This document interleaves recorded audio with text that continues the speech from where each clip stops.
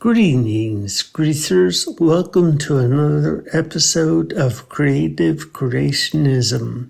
What are we making today, Johnny? A cool oldie-timey style sign of the times.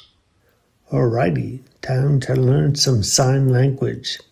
Whilst contemplating my savory navel, two things occurred to me. One, what the world needs now is another sign. And two, I am the one to make it.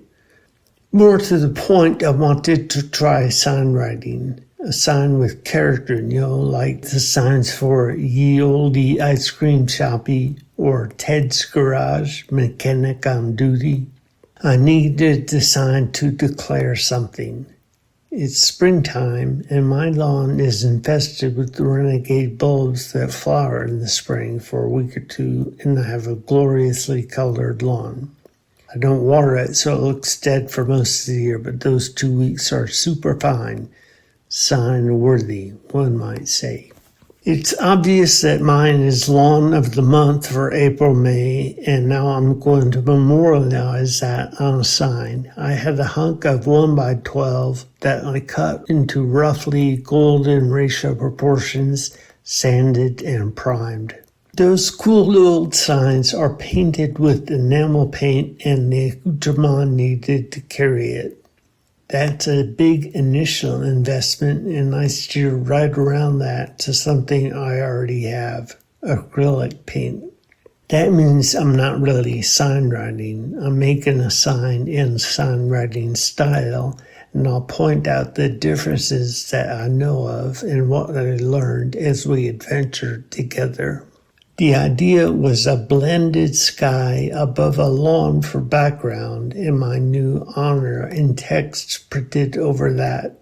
I tried using a roller for the sky first and didn't care for the textured result, so I switched to a brush and then soon resorted to the best painting tool ever, my fingers. The lawn doesn't blend, and I had some greenish paint to use up on this simple job. The initial blue was a little too intense over the muted green, so I gave that a whitewash. I used preloaded Times and script fonts and cut and pasted the Craftsman-style characters and printed the results on plain printer paper. I live in a neighborhood rife with Craftsman Muggalos, so the neighborhood name is in that font. The word lawn is in Times, and I'll put a shadow behind that. I picked the Times font because it's formal and not terribly complicated. And of the year is in script font because that's a classic sign font. So that's a nice variety of fonts on one side. Let's see how it turns out. Real honest-to-God sign writers sometimes use something called sterile paper to transfer an image from paper to the sign surface, and I tried to make my own. I sanded chalk over the side of the image that will contact the sign and lightly rub the dust over the paper. Then fix the paper to the sign and outline the image on the exposed side of the paper in ballpoint pen. And it worked. I was concerned the copy paper might not be rough enough to hold the chalk, but it did. I suppose you could use graphite too. And cornstarch might work as well. Maybe any white powder would work. Longtime followers of this channel may remember when I peeled up the paint that I had only wanted to mask. This time I stuck the tape to my shirt a few times before fixing the image for a less aggressive hold, and that worked. It didn't peel up the paint anyway. So now all I have to do is color inside the lines. I started with the Craftsman font because it's simplest and then the far corner, so I'm less likely to smear it. I went out and got the longest brushes I could find, and they weren't that long, and they don't hold paint like the script enamel brushes do, and acrylic paint doesn't behave like enamel.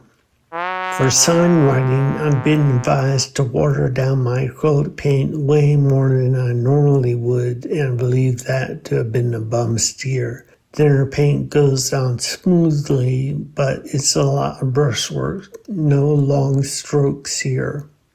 Thicker paint leaves brush marks. The trick is to balance the two patiently, and I'm just not going to get those long continuous sign writing strokes like this. The script font was more tedious than the Craftsman font as expected, but fundamentally the same idea.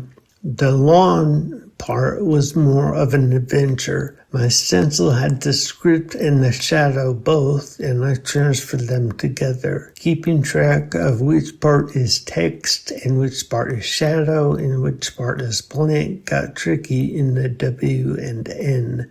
I ended up mistakenly painting a blank spot black on N. I was able to get the paint off, but lost the chalk outline in the process. The second transfer was no big deal. The completed work shows through the paper and it lines up easily. More on that shadow later.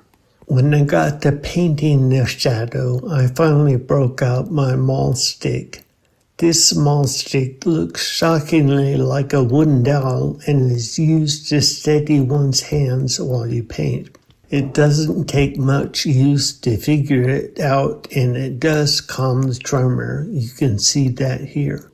I also reposition the sign frequently. I don't have an easel, and I can now see that hole in my life. And not just to hold and lean the painting. I want my easel to move in 3 directions, like a ball joint at the end of an adjustable disc lamp mechanism. I wonder briefly if there isn't meant to be a space between the text and the shadow.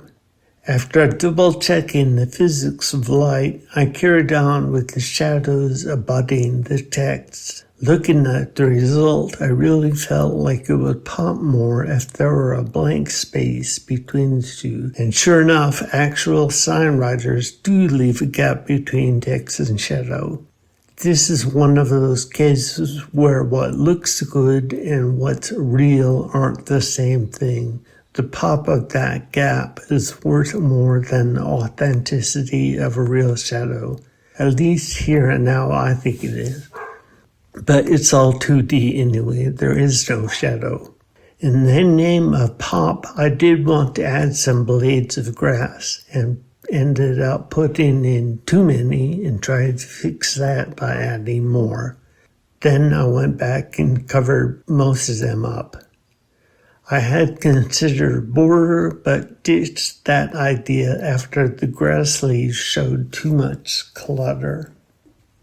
The best nails I had on hand were 1-inch brads, so I used a lot and the sign barely survived the installation, but it should last a month, which is exactly as long as I'll be gloating about my new award.